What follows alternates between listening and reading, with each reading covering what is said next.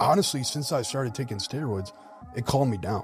What is the fitness industry anymore? Today's fitness industry is just a bunch of degeneracy and people talking about if they're natty or not. The Tren Twins built an empire by pushing their bodies to the absolute limit, and millions watched in awe. But new footage has surfaced that's changing the conversation entirely. What fans are seeing now isn't motivation, it's deterioration. And what one of the brothers admitted on camera, it changes everything.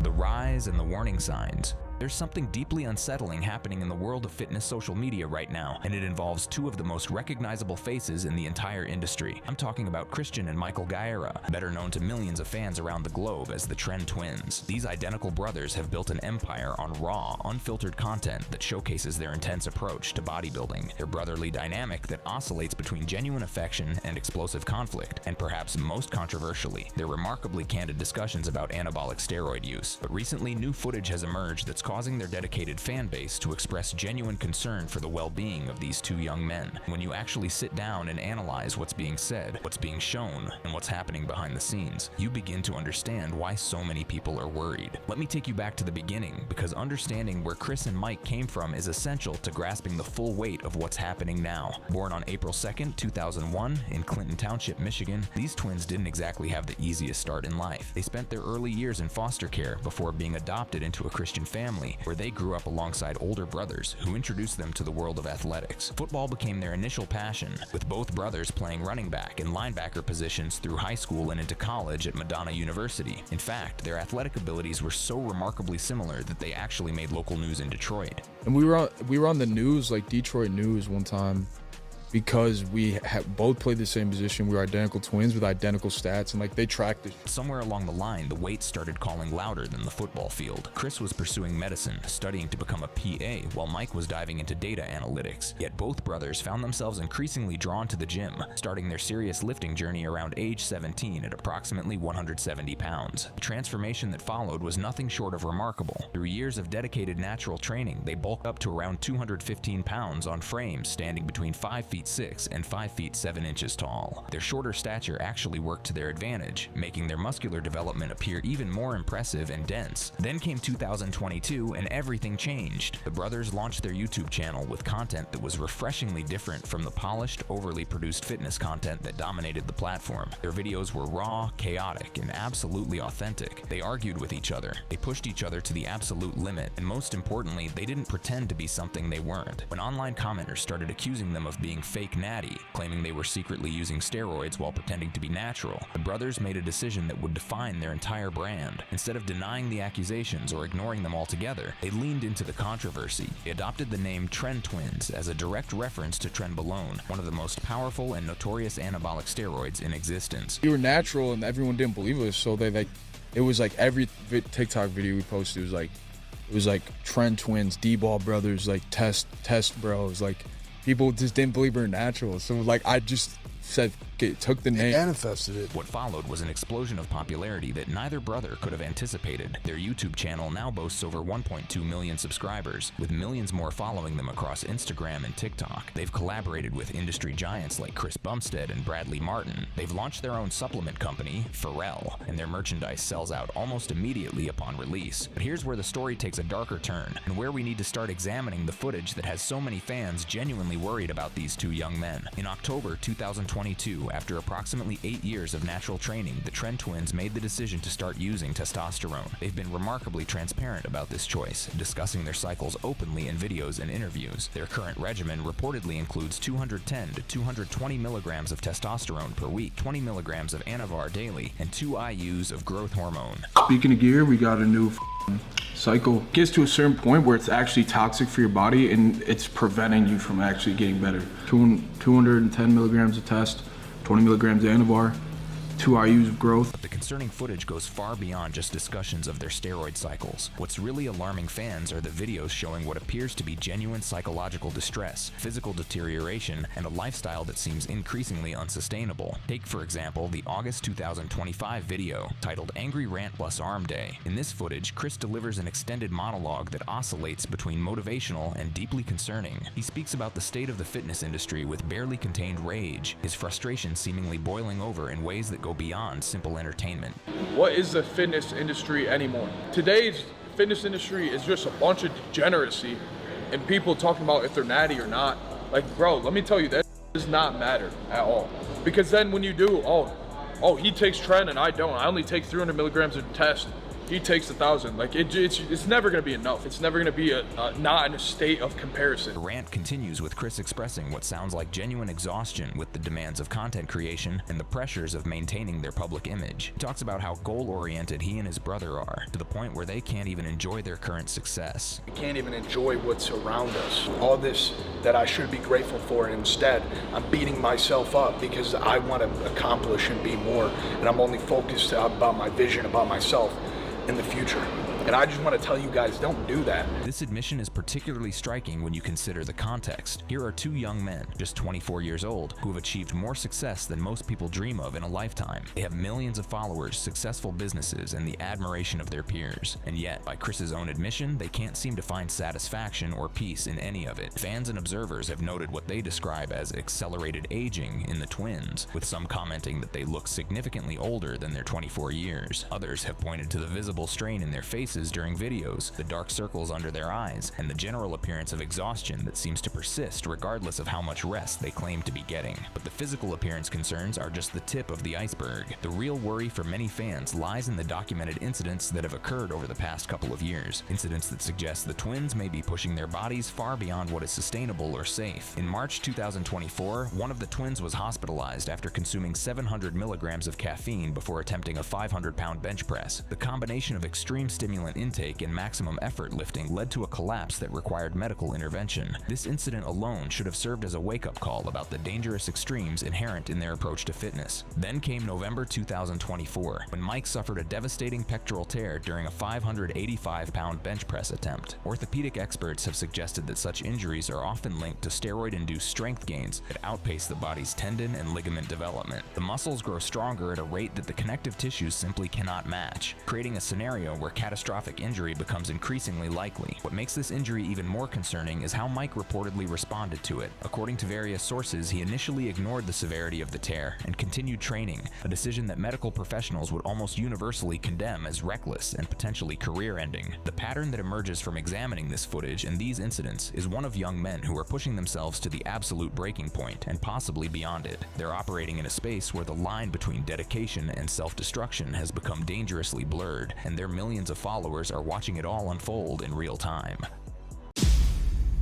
The science of destruction and the industry response. To truly understand why so many people are worried about the Tren Twins, we need to dive deep into the science behind what they're putting into their bodies. Because while the brothers have been remarkably open about their steroid use, the full implications of that use, particularly the long-term consequences, paint a picture that should give anyone pause. Trenbolone, the steroid that inspired their name, is a synthetic anabolic androgenic steroid originally developed in the 1960s for veterinary use. It was never intended for human consumption. Its primary purpose was to increase muscle mass and feed efficiency in cattle, literally to make cows bigger and meatier before slaughter. The fact that young men are now injecting this compound into their bodies in pursuit of aesthetic goals represents a profound disconnect between intended use and actual application. The compound's appeal to bodybuilders lies in its extraordinary potency. Trenbolone has an affinity for androgen receptors that is approximately 5 times greater than testosterone, meaning it produces significantly more pronounced anabolic effects. It enhances muscle protein synthesis, promotes fat loss, and doesn't convert to estrogen, which eliminates some of the side effects associated with other steroids like water retention and gynecomastia. But these benefits come with a devastating cost that many users don't fully appreciate until it's too late. A comprehensive Danish study following over 1,000 male anabolic steroid users for up to 18 years revealed alarming statistics. Compared to non-users, these individuals showed adjusted hazard ratios of 3.00 for acute myocardial infarction, 2.95 for coronary interventions, 2.42 for venous thromboembolism, 2.26 for arrhythmias, 8.90 for cardiomyopathy, and 3.63 for heart failure. These aren't small increases in risk. We're talking about nearly 9 times the likelihood of developing cardiomyopathy compared to the general population. The cardiovascular damage isn't the only concern. Research has shown that Trenbolone use can lead to cerebral cortex atrophy, neuronal apoptosis through caspase activation, and reduced mitochondrial activity. In simpler terms, the compound may literally be causing brain cells to die and overall brain function to decline. Some studies have even suggested that the neurological effects may mimic those seen in Alzheimer's disease, with accumulation of amyloid beta proteins and reduction reduction in presenilin-1. The psychological effects are perhaps even more immediate and visible. Research describes Trenbolone as carrying a very high risk of psychosis and rage, and the anecdotal evidence from users supports these findings. Tren rage has become a recognized phenomenon in bodybuilding circles, describing the unpredictable and often explosive anger that users experience. And here's where the footage of the Tren Twins becomes particularly concerning. In their videos, we see displays of aggression that go beyond typical gym intensity. We see mood swings that seem disproportionate to the situations triggering them. We see two young men who, by their own admission, struggle to control their emotional responses.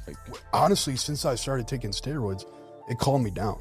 I don't know if it brought my confidence out more or what. I think your blood pressure is like, just so high that like maybe you just got calmer. Yeah, maybe I can't get worked up because I'll just get out of breath. This exchange is particularly telling. Mike is essentially saying that his baseline blood pressure is so elevated from steroid use that he physically cannot get worked up without experiencing respiratory distress. He's framing this as a positive. The steroids calmed him down. But what he's actually describing is a cardiovascular system under such constant strain that emotional arousal becomes physiologically difficult. The industry response to the Tren Twins has been mixed, with various fitness personalities weighing in with opinions that range from supportive to deeply critical. Perhaps no one has been more vocal in their criticism than Greg Doucette, a veteran bodybuilding coach and YouTube personality who has made the Twins a recurring subject of his content.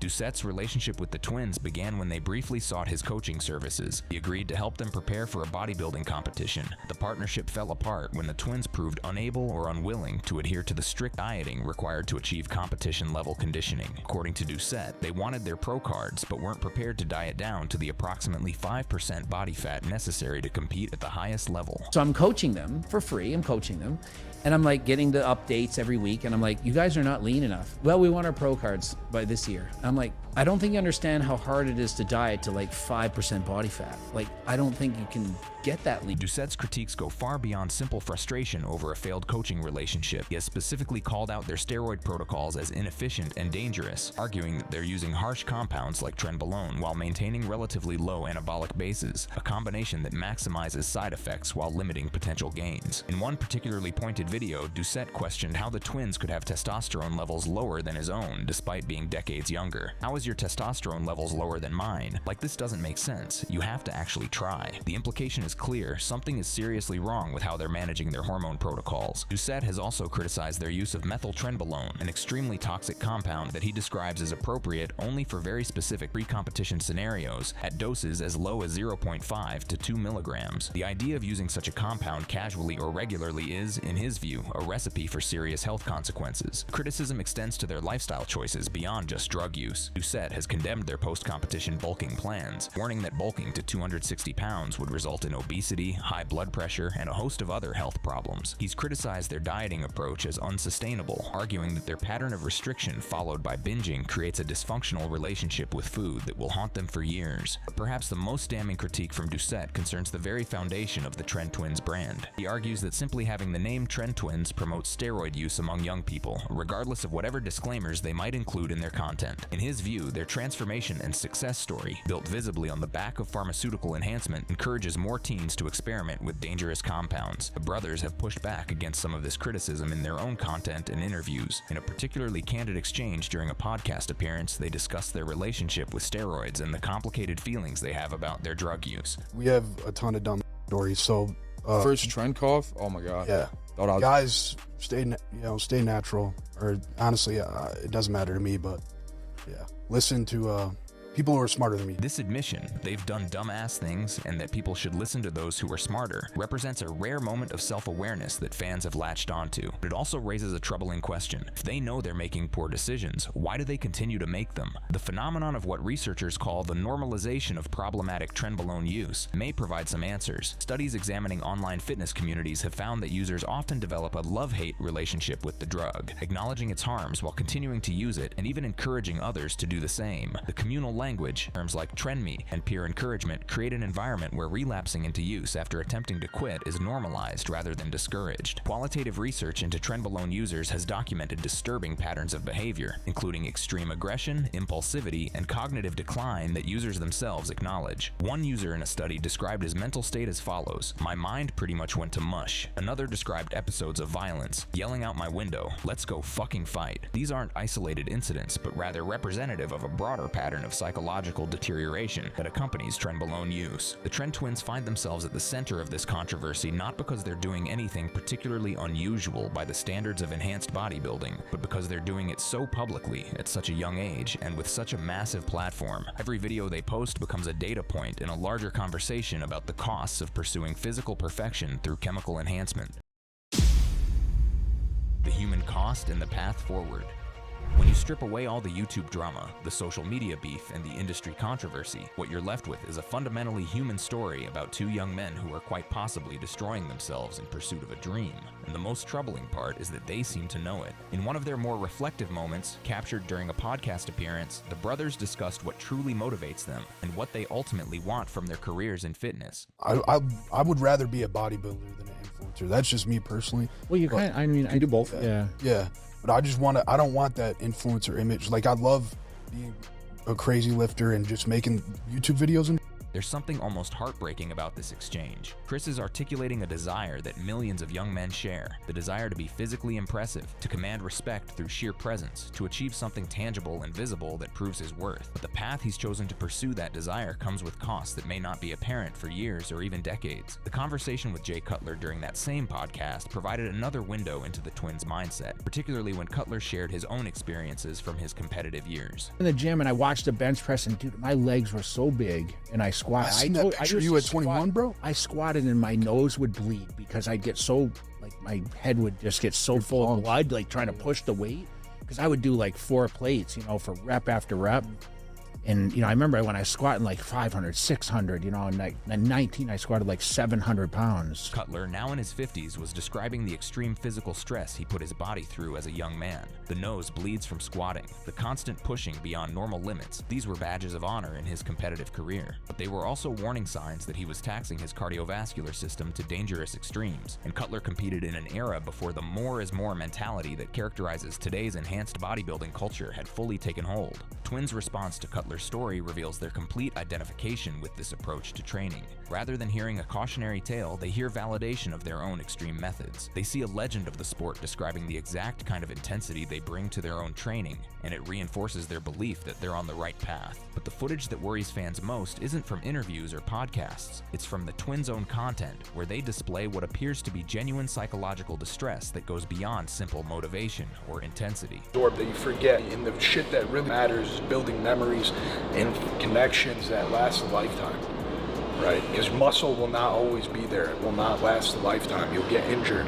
You'll fall out of the gym. These are not the words of someone who is content with their current path. These are the words of someone who is, on some level, aware that they are engaged in self-destruction, but feels unable or unwilling to stop. The Twins' own content has included titles like "This is a Cry for Help" and "Tren Twin Rage Tag, I Promise We're Okay," titles that straddle the line between self-aware humor and genuine distress signals. The parenthetical reassurance that they're okay reads less like confidence and more like the kind of preemptive denial that accompanies recognized but unaddressed problems. Fan reactions across platforms like X and YouTube reflect this concern. Comments note their accelerated aging, the visible strain in their faces, and the increasingly erratic nature of their content. Some advise against following their example, citing what they describe as a visible decline in the Twins' overall appearance and demeanor. Others express genuine empathy for the pressures of content creation and the trap of building a brand around behaviors that are ultimately self-destructive. The cycle they describe, achieving new personal records on Trenbolone, experiencing health decline, quitting the drug, and then relapsing, mirrors the patterns seen in addiction research. Studies have documented that steroid users often develop genuine dependency, experiencing withdrawal symptoms including fatigue, depression, and androgen deficiency that drive them back to using even when they know the consequences. Mike has described his relationship with steroids in terms that echo this research. It wasn't. It was He grabbed huge me needle. and pins me with the needle. He just pinned himself with and pushes a ton of air. No, there was nothing in it. No, he pushes air into my ass. Yeah, there was. And he pushed a shit ton of air into my ass. Yeah, and I'm so, like, dude, like- I'm gonna die. The story is played for laughs in the podcast, but it illustrates the chaotic, sometimes dangerous reality of their steroid use. Injecting air into muscle tissue, while not as immediately dangerous as intravenous air embolism, is still a sign of careless practices that could lead to serious complications over time. The reproductive consequences alone should give any young man pause. Trenbolone use causes functional hypogonadism through suppression of the hypothalamic pituitary testicular axis. This manifests as testicular atrophy, reduced Leydig cell function, ejaculation, and arrest of sperm production. Recovery after discontinuation can take 4 to 12 months, but some users report persistent fertility issues lasting up to 5 years, or permanently. At 24 years old, the twins may not be thinking much about their future families or long-term reproductive health, but these decisions are being made now, and their consequences may not be reversible. So what's the path forward? The answer, unfortunately, is not simple. The Tren Twins have built their entire brand around an identity that is inextricably linked to steroid use. Their name references it, their content discusses it openly, their physiques are the direct result of it. Walking away from that identity would mean walking away from everything they've built, the millions of followers, the successful businesses, the industry relationships, all of it. Greg Doucette has suggested that going natural could actually be a powerful message, arguing that natural Tren Twins could inspire far more people to stay drug-free than their current incarnation. But this assumes that the twins could maintain their audience and their income without the extreme physiques that made them famous, an assumption that may not hold in the ruthlessly competitive world of fitness social media. What's perhaps most needed is what the twins themselves have jokingly referenced in video titles: therapy, professional help from someone who specializes in body dysmorphia, performance enhancement dependency, and the unique pressures of social media fame. Not content about needing therapy, actual sustained therapeutic intervention. There's also a role for the audience in this story, the millions of fans who watch every video, who engage with every post, who purchase the supplements and the merchandise. They have more power than they realize. The algorithm responds to engagement. If the content that performs best is the content showing extreme behaviors and dangerous practices, that's what creators will produce. But if audiences began responding more positively to content about sustainable approaches to fitness, about recovery and longevity rather than just peak performance, the incentive structure would shift. The Tren Twins story is ultimately a cautionary tale about the intersection of social media, performance enhancement, and the pressure to constantly escalate. They're young men who found extraordinary success doing something they love, but that success has come with costs that are only beginning to become apparent. The footage that worries their fans is really just the visible surface of much deeper problems: physical, psychological, and existential. Whether they find a way to course correct, to build a sustainable career that doesn't require constant self-destruction, remains to be seen. What's clear is that the current trajectory is not sustainable. Something will have to change. The only question is whether that change will come through conscious choice or through the kind of catastrophic failure that leaves no other option. Me and Mike are competing in the auto. I swear to God, I'm doing it, bro. I'm not waiting any longer. The ambition is still there. The drive is undiminished. But at what cost? That's the question their fans are asking, and it's the question that the twins themselves will eventually have to answer. Well, that's it for this video. But don't go anywhere, because we've got plenty more heat for you. Just tap any of the cards on your screen right now and keep it locked.